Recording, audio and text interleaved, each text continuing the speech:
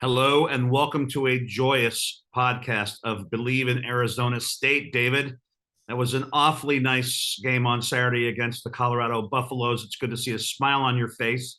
And I can tell you're sitting on a chair a little higher today. I feel like you're looking down upon the world because you feel so good about this past game. Well, think about it, man. When you win football games, you're on top of the world.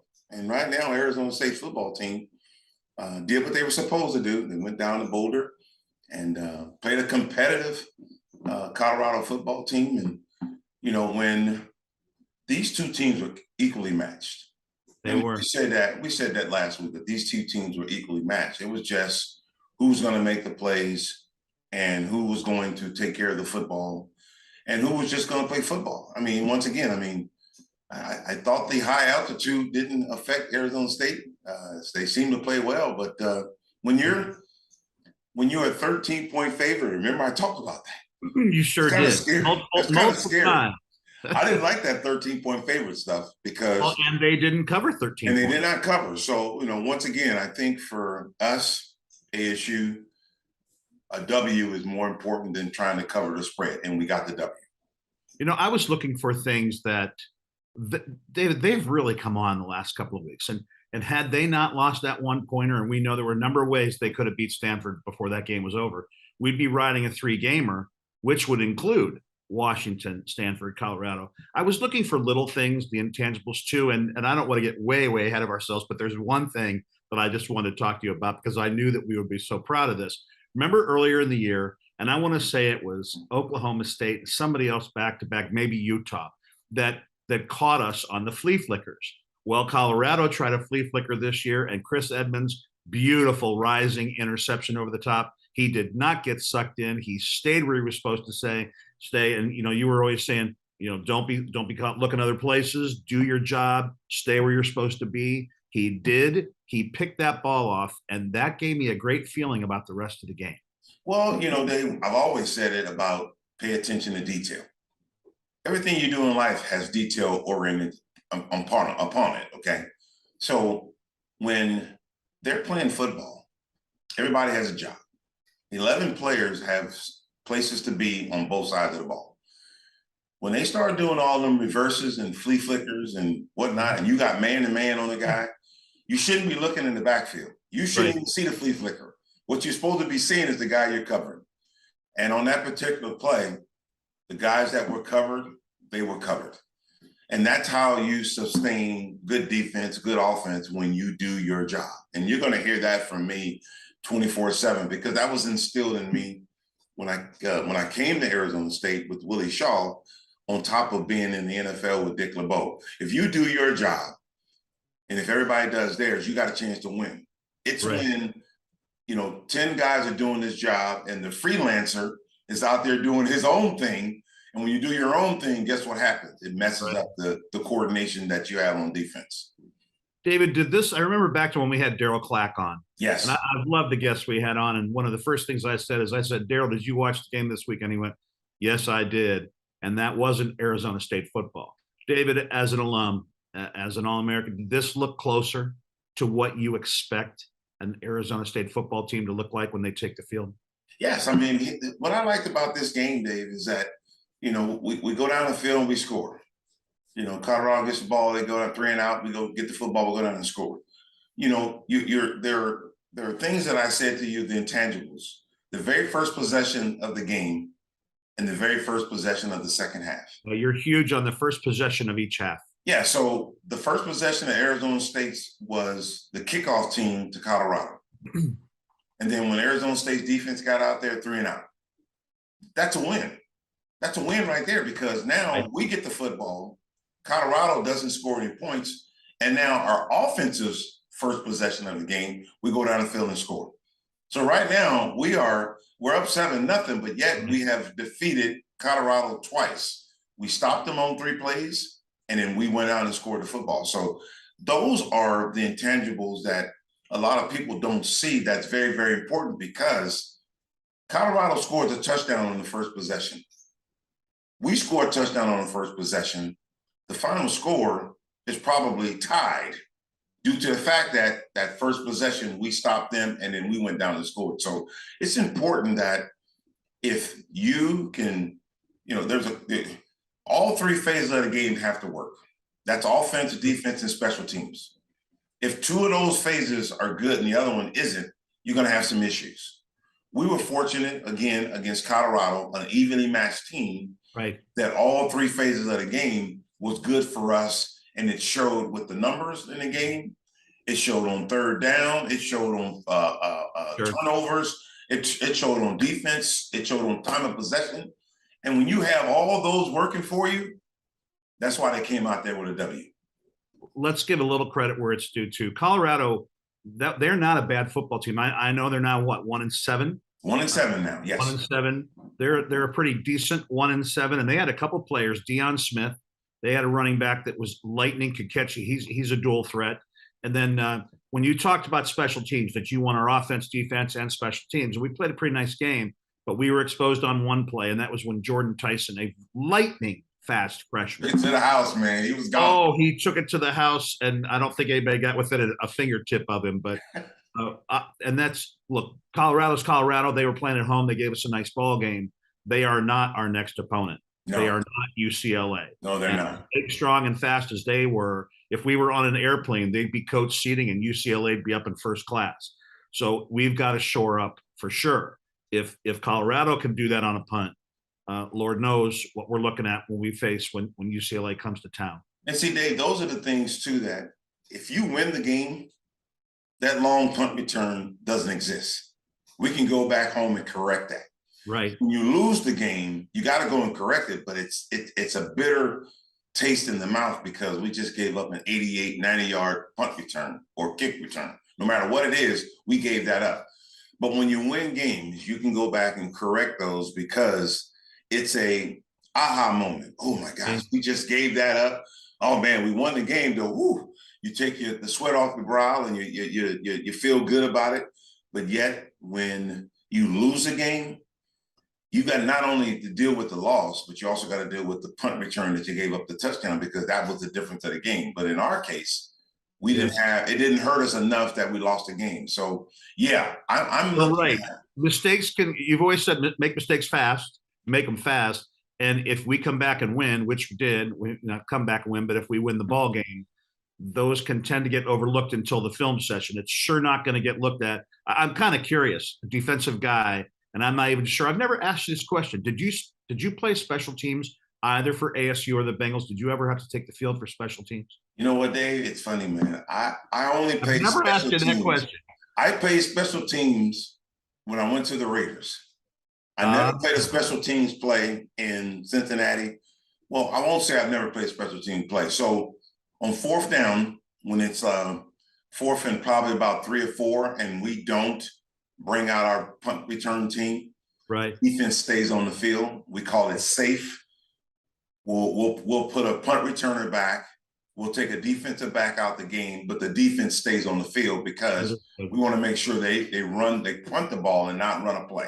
Understood. So collectively, no, I have not played special teams in Cincinnati, but I have on certain fourth downs when it's just fourth and short and keep the defense on the field. But when I played for the Raiders, I played kickoff team, I played punt team, and let me tell you, I was a fish out of water. I had no idea what I was doing. So you didn't play any special teams at ASU? No special teams at ASU. Came off the field after third down. Didn't go on the field at all on when a punt team. Once again, there were times at Arizona State, once again, safe when we had the defense on the field. And I was on the field because it was a safe. So we call it safe because it was fourth down and 2, fourth and 3 that we think they could probably go for it on our side of the football field. So the defense stayed on the field. But no, I don't like special teams, man. Yeah, you lived a blessed life. You got to get removed from all the chaos of those plays. And obviously, over the last decade or so, we've seen some pretty major changes in the way they call plays and what we're allowed to do and allowing kickoffs and, to be fair caught so that there's a diminished amount of injuries. And I get that. David, one of the things I like about our podcast is we don't duck anything. No, we don't. And I'm going to lead you. That's why when you told me that we were going to do this podcast, and I said I will only do it if you will answer the toughest of questions. And before I lead you into that tough question, I'm going to go through something. There were a couple of breakout stories this week. One of which is Trenton Bourget wasn't just thrown in, he won the starting job and he got his first college start. He was 32 of 43, 435 yards and 3 touchdowns. And if Jalen Conyers wasn't tackled on the half-yard line, and I mean the half-yard line going in, he would have had 4 touchdown passes. Jalen Conyers, 6 for 108. He was almost 6 for 109. He got tackled on the half-yard line, 3 touchdowns. He almost pulled a Travis Kelce from a couple of weeks ago for the Chiefs. He almost had 4 touchdowns. Ended up giving the X Factor X Valade had a nice 1-yard run there as one of his 3 touchdowns.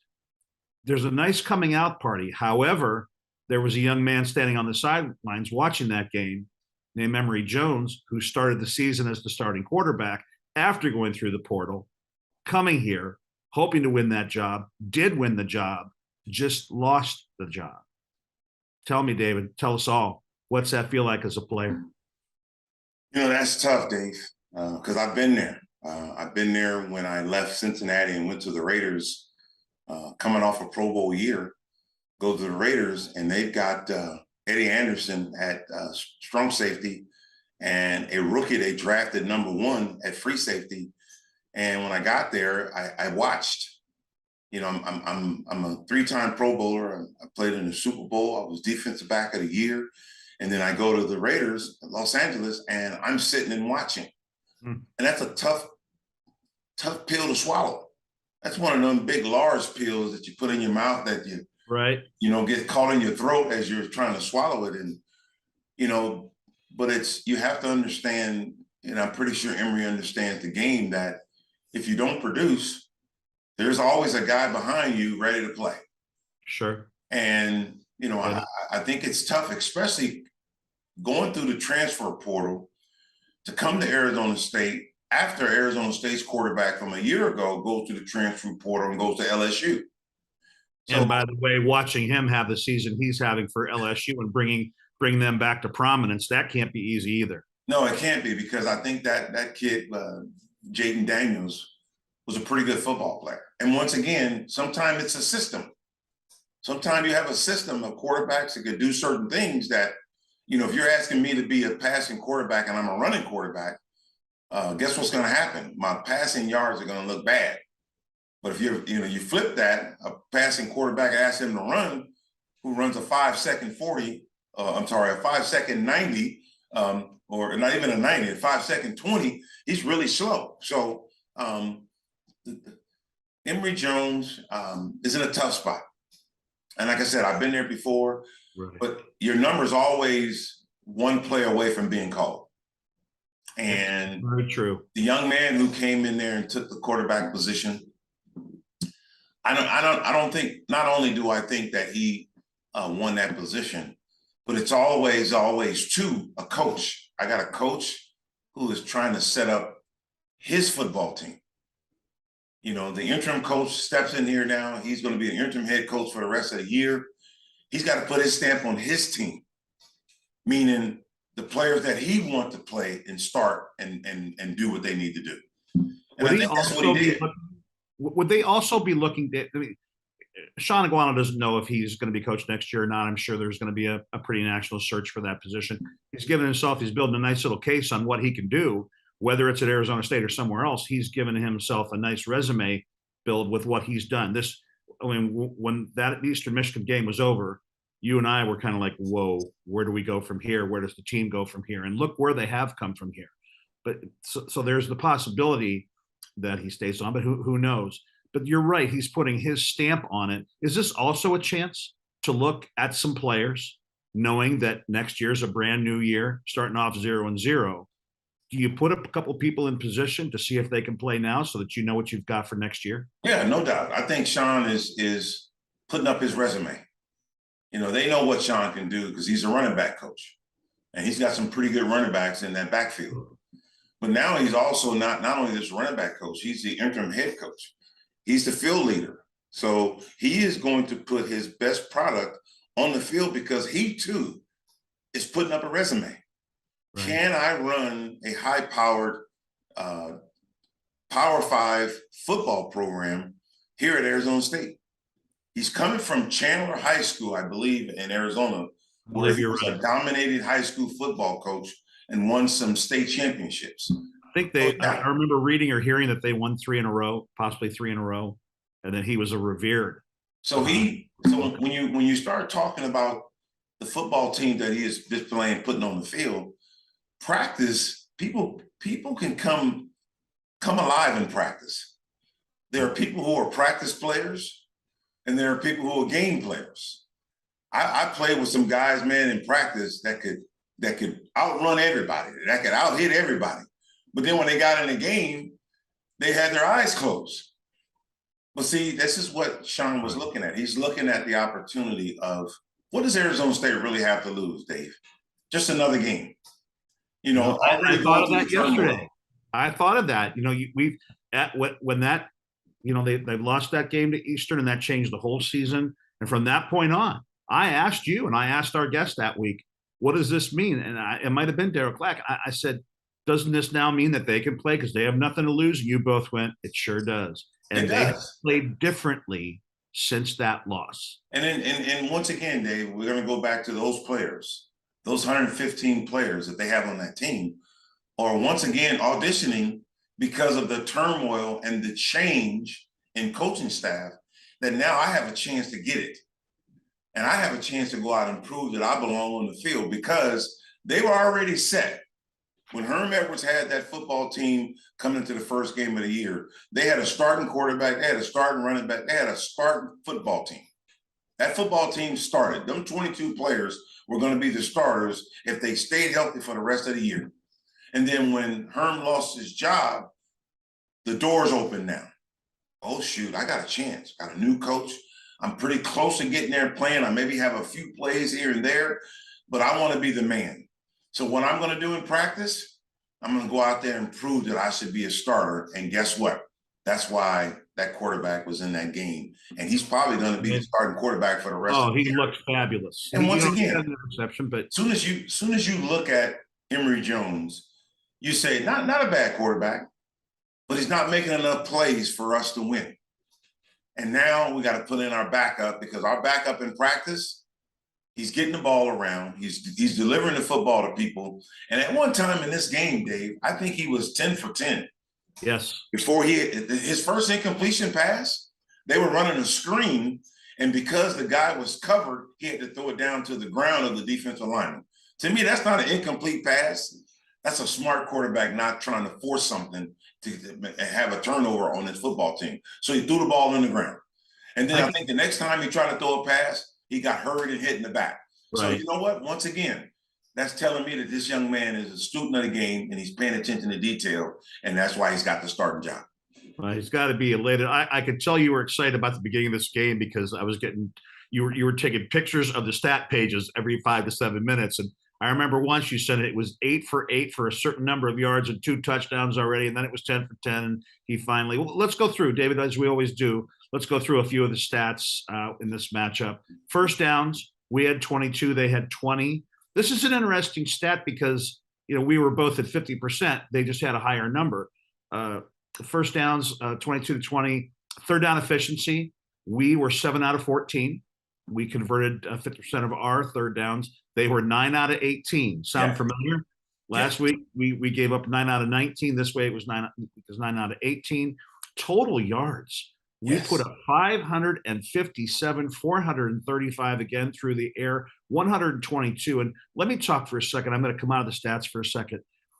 The X factor, X Valade is really starting to, if I'm a pro scout, he's starting. In our first podcast, we had Thurman Thomas, still one of my favorite guests. What a great guy. What a talent. Every single time I watch X, he's starting to look more and more like, if not, and I don't mean to get, because I'm a huge Buffalo fan when I'm not rooting for our Bengals. I go to Buffalo a lot, but he is showing that he can possibly play this game at the next level, and looking a lot like Thurman, if not more talented in certain ways, possibly faster. Amazing hands out of the backfield, broke that 42-yard touchdown. I think with the hold at the offensive line, let's give credit, you could have broken that 42-yard touchdown as well. That was a huge hole. This young man is doing it, David. He is doing it. The X factor is doing it, man. And you said it. There are some people have that it factor. The X factor has that it factor. He could play at the next level, staying healthy, doing what he's supposed to do. He can stay healthy. He can get it done. He's not a one-dimensional back. Some backs are one-dimensional. Some guys can run. Some of them can't really catch well. Some of them can't block. He has all those intangibles. He has the intangibles that he could play at the next level. I was watching McCaffrey from the Carolina Panthers first game at San Francisco. The guy has a special gift, and that's what the X factor has. He has a special gift because he can come out of the backfield, get into the slot. Right. He can go out wide. Linebackers got to go out and cover him. Not too many linebackers in college is going to cover this guy one-on-one. No. And his explosive, David, he is so explosive once he puts the ball in his hand. There were a few times that he was probably trapped in the backfield in this game, but because of the strength that he has in his legs to get outside, he outran people to the corner. And when you can do that, man, you're going to be successful. And that's why, 122 yards rushing as far as the team together, 33 attempts. So they averaged 3.7 yards a play on when they ran the football. Think about it, Dave. If you average 3.7 per run, that's third down. That's fourth down and 1. Right. Every time if you ran the football.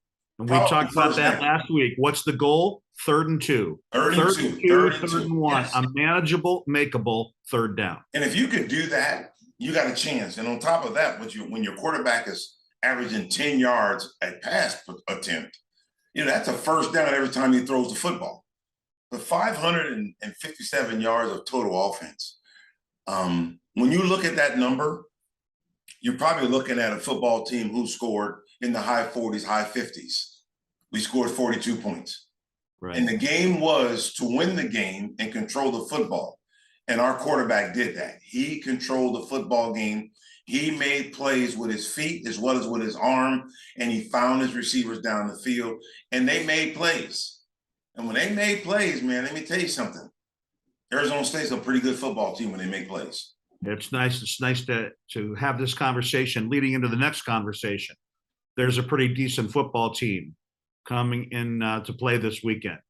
They're UCLA, and yeah, they took one on a chin a couple of weeks ago, but they're awfully good. And I was thinking of something else. They've got that running back Charbonnet that used to be at Michigan, left Michigan, came there. He's just tearing it up. You got to think, what would that team be? I watched their game this weekend too with Corum and Edwards. Those 3 guys. Let's say, are you kidding me? So he's come to UCLA. He's lit up UCLA, and he's going to be a factor for us. Take me through. Now, we just had an awfully nice game. I'm pretty excited about it. I told you, even though we lost by a point last week, I was still excited about the season. Look, yes, we win that one. We've got a tough team coming in. Give me the blueprint on how we beat UCLA. Well, I believe that game is a home game for us. I think UCLA is coming in town, so there's a little factor there. I'll even look. It says on the sheet that I have, it still says to be determined. I'm sure by now they've given it a start time because of television. Yeah. So here's what I think about the UCLA game. And once again, UCLA probably going to be favored. Normally, the home team gets a 3-point or 3.5 points.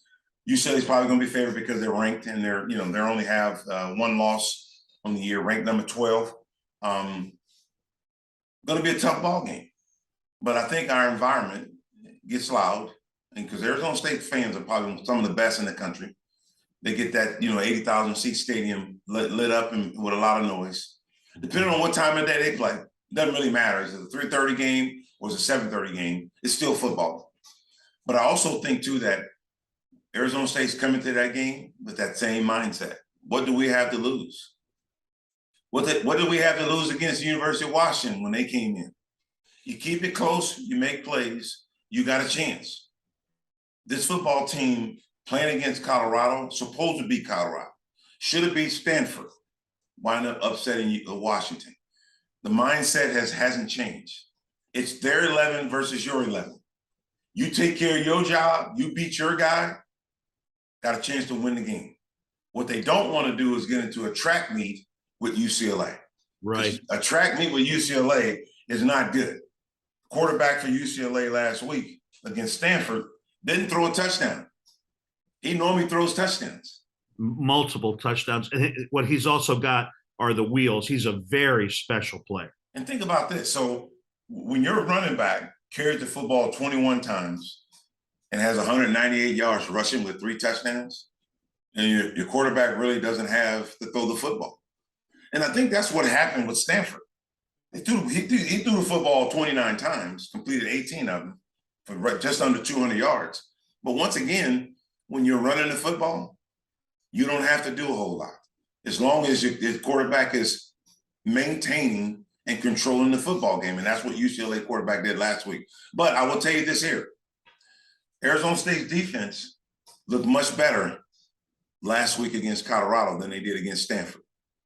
But then again, they played well. What looked different, David? What was better? What did you see? How were they faster, sharper? Were they in the right gaps? Were they in the right position? Paying attention to detail was the most important thing. What Arizona State didn't do is didn't give up the deep passes. They didn't give up the stuff that could hurt them. They made Colorado play an 80-yard football field or 60-yard football field, wherever they started. Right. You got to make them play the whole entire football field instead of a short field.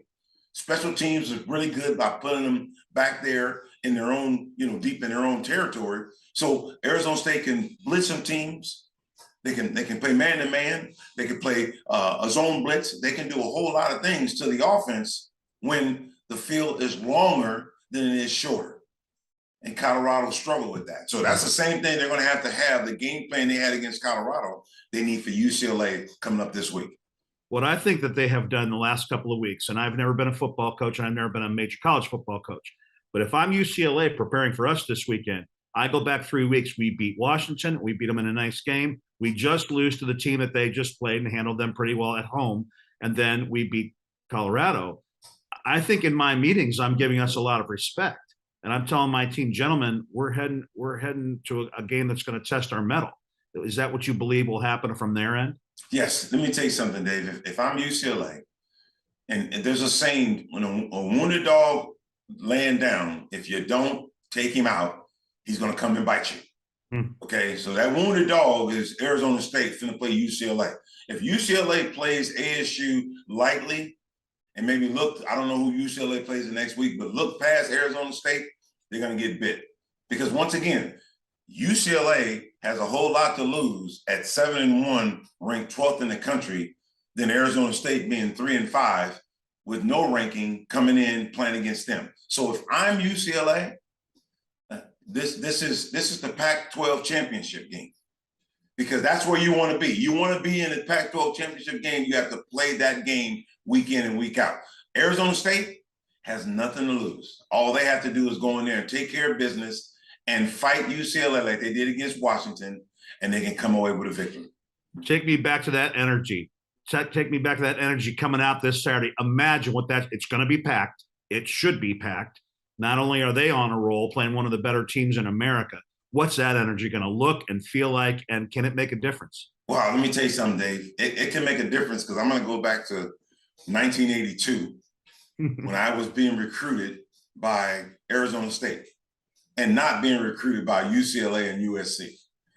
I guarantee you there's some guys on this roster at Arizona State who may live on the West Coast in Arizona. I'm sorry, in UCLA. For sure. That got looked over. This is that show me game. Let me show you, UCLA, what you passed on, because you didn't come to David Fulcher's house to recruit me. Right. I live right down the street from you. You didn't want to talk to me.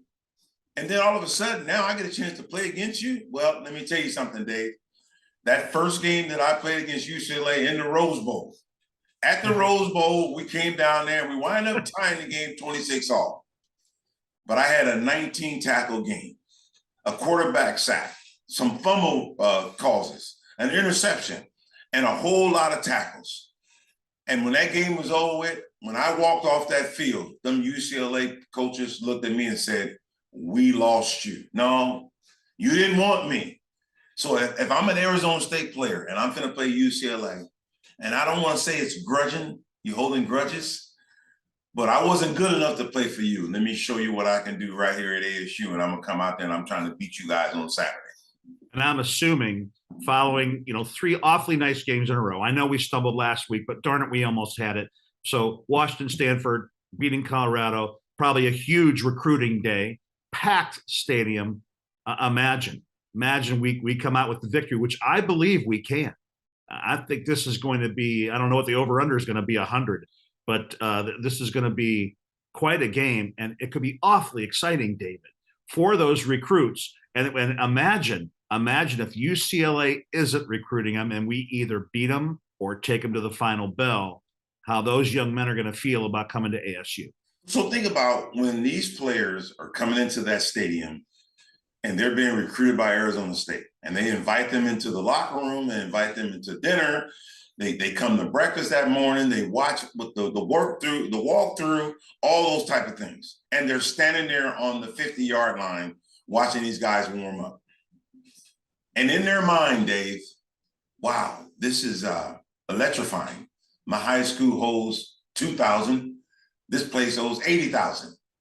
And no, I'm not playing against UCLA today, but there might be an opportunity for me to play UCLA next year. And watching the guy who's playing your position, he's a senior and he's leaving. I get a chance to be that freshman next year. Man, I am licking my chops. I've got my hands warming up. It's going to be like 80 degrees, 90 degrees there. I'm excited because that could be me out there next year. Right. Not the player that's playing today. That could be me playing for UCLA or against UCLA, or even playing for UCLA. But that could be me. But in the opportunity to play for Arizona State and be on that field and watch us destroy UCLA or come close to it, or no matter what it may be, but whatever happens after that game, I next year can be playing against UCLA right here on this field or in Poly Pavilion at the Rose Bowl. I want that opportunity. David, do you still have a set of pads from your college days? Do you still have a uniform or a set of pads? No, I don't have the pads, but I do have my helmet. I'm not sure I can go out there with just my helmet on, but all right, I can do that. I have a little friendly wager for you, and that is this. After we beat UCLA this Saturday, I would like you to come on the podcast wearing your helmet, wearing your jersey. If you want to go call your friend Anthony Munoz, get a set of pads, and have you, because by the time we're done with these podcasts, you're almost so fired up, you're ready to put them on anyway. I'll tell you this. I got my jersey over here in the closet. I got my helmet out here in the office, in the workroom. Trust me, I will have it in my hand. If I don't have that jersey on, that big number 7 jersey on, I will have it right here with my helmet in my hand, and we're gonna fist that up, because you can see right behind you on our podcast that was against USC. That shot right there, I tackled the running back in the backfield, and that's me and Greg Battle, our linebacker, and I had just tackled that guy for a loss, and I jumped in the air, man, being excited because that was another team that told me I wasn't good enough and did not recruit me, and that was SC, and that was played at the Coliseum where USC plays their home games. As I think about this coming weekend, there's 3 things that have come to mind. I've given this game some thought already.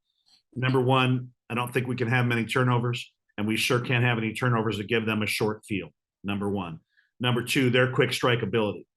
I don't think they're up in the, as I watched this weekend, I watched a bunch of football, and you and I were texting back and forth how quickly the avalanche of points came out of Ohio State in that close game, and then all of a sudden it wasn't close. We can't let them get on an avalanche of points either. And number 3, if we can have the type of numbers, now again, we're not playing the same team, I get that. But if we can keep their offense off the field a bit and move the ball, even 2 or 3 first downs, I'm not saying we score every time we touch the ball, but a couple of first downs every time, and we keep that offense, we keep Charbonnet off the field, that's going to give us an awfully decent shot. So let me tell you where I think that is going to be really, really key to winning this football game. Against Colorado, time of possession, we had the ball 33 minutes. They had it 26. Yeah. Stanford against UCLA had 31 minutes. UCLA is 28 minutes.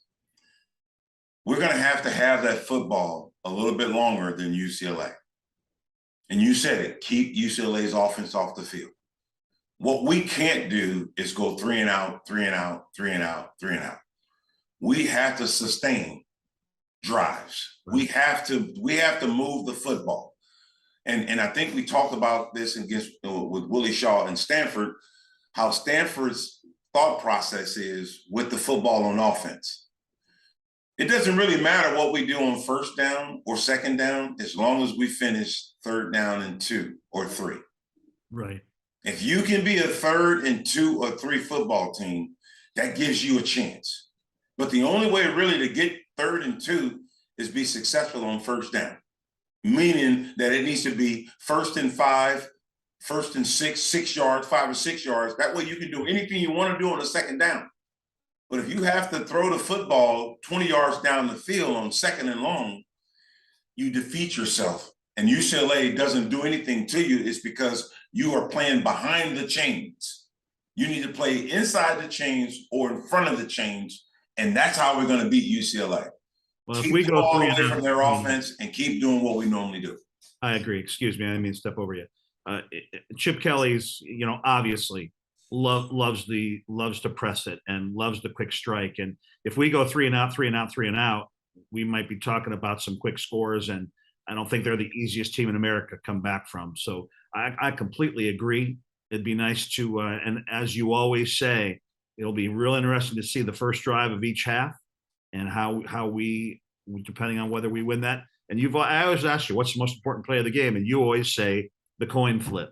Coin flip, man. It is. It's the most important part of the game because, you see teams win the coin flip, defer to the second half.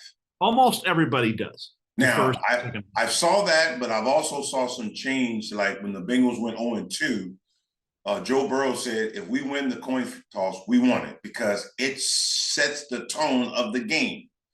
What you want as a head coach defensively is to have your defense out there to set the tone of the game.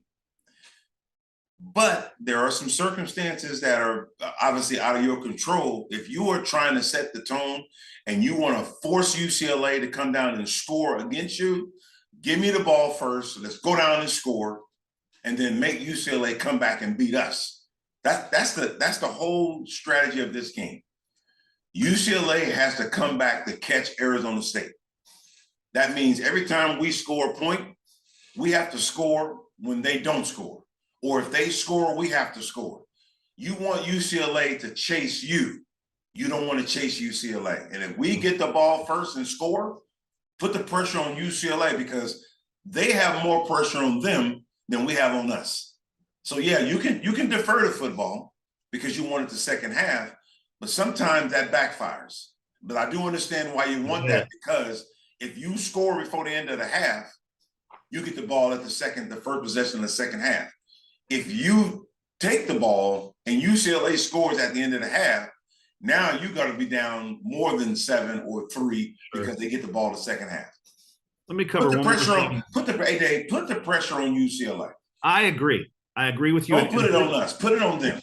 Here's what I think we'll do that. I'll cover this, and then any way you want to bring us to a close and fire people up and get us excited for the game, you can do that. But before this past game against Colorado, if I'm a coach watching this play, I go, okay, I got to stop Valladay and I got to stop Badger. Oh, and by the way, how about Badger's catch coming across the middle, going up the sideline, and for 10 yards carrying 2 and 3 Buffaloes?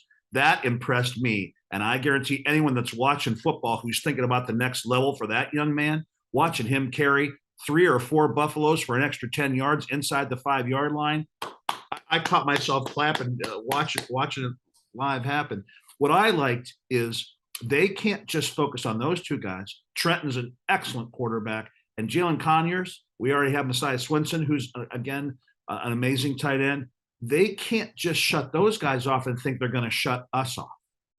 No, I believe that what Arizona State has put on the field now, the ingredient that they have in the food now, tastes pretty good. Those guys are doing their job. And all you got to do, Dave, is sprinkle a little bit of salt and pepper here, sprinkle a little bit of this over there, and those guys are playing good football. And once again, Dave, they have nothing to lose. Nobody has picked them to win the Pac-12 conference in the first place. They're at the bottom of the barrel in the Pac-12 conference. So you know what they're doing? They're climbing up the ladder. And each week you got to get better. They were really, really good against Washington. They weren't bad against Stanford. They just needed some more points. Just needed some points. And then they come back against Colorado the way they should have played against Stanford. So they played 3 excellent football games. They played 3 excellent football games and should be 3-0 in that stretch. But now they get a chance to go fight the big dog again. Because you know what? As long as you got some fight in you, and you know you got fight in you, these Sun Devils have fight in them, they're going to play UCLA tough. As long as they can keep UCLA's offense off the field and maintain the football. Ask your quarterback not to go win the game, but manage the game. And that's what he did against Colorado. David, why aren't you flying out to be in the locker room for the pregame talk before they take the field goal and they didn't recruit me? Pay for them not recruiting me. We've asked that question, Dave. I've asked that question many times, man. I try to motivate people. I try to motivate players. I'm motivated myself at 58, trying to get myself pumped up because I'm ready to go. Because you know what? This is UCLA. This is my hometown school that didn't even give me a phone call. Matter of fact, they didn't even drive by my house. So think about this, Dave. I have a passion for this game. This is UCLA. We would have never known that you have a dog in this fight or a feeling about this game. I don't think we'd have ever known. You know, and once again, the simple fact that, you know, I played with Max Montoya, who played at UCLA. I played Anthony Munoz, Hall of Famer, who played at USC. You know, when I play against those schools, when Arizona State plays against those schools, I'm sitting on my seat because I'm looking for the devil to come out, the Sun Devil to come out and destroy them. And when you get that, you know, there's nothing else better. I mean, once again, USC and UCLA, I know that we got down the road the University of Arizona, that other school in Phoenix. But I don't even care about that school. I care more about. You were allowed to say their name. I didn't know those words were allowed to come out. Well, you know, we could say that because there is a university down there, but we really don't know who it is. But we played them at the last game of the year. My main concern has always been USC and UCLA because those were my hometown teams, and I had to prove to them that I could play. That's why I went to Arizona State so I could play against them. And now the battle has come because we are ready for UCLA. And once again, UCLA has a whole lot to lose at 7-1 than a 3-5 Arizona State team. But Arizona State's going to shock the world. Like Willie Shaw said, the thriller in Manila, Arizona State versus UCLA, and we're going to knock them down. I agree. 2 things. I want you to tell Judy to help you get out the jersey and make sure it's clean, make sure it's looking good. I want you to polish the helmet because I have a feeling. That team that you don't want to talk about, if you go back and look, they gave USC quite a game this week. And I think that we are going to give UCLA all they can handle. They're coming into our house. We're playing awfully good football. And I wouldn't be surprised to see some numbers duplicated this week that we put up last week and take this thing to the wire. So get the helmet ready, get the jersey ready, and we'll have a celebration on our next podcast. Well, let's go Sun Devils, man. I think the Sun Devils have an opportunity, man, to go ahead and get that 4th win at home in front of a large crowd, going to be sold out. And if they can be electric like they have been in the past, I can see our football team getting their 4th win. All right, brother, we're going to get that thing done. And, David, is Kayla going to the game? Are we going to have Kayla Fulcher on football next podcast? We will probably have Kayla Fulcher on football next week at the UCLA game. She's definitely going to be there. And she is just a significant part of knowing what football is about. Yes. So we'll have her on our podcast next week and get her insights on the UCLA game, get ready for that next game. And we'll do it from there, my friend.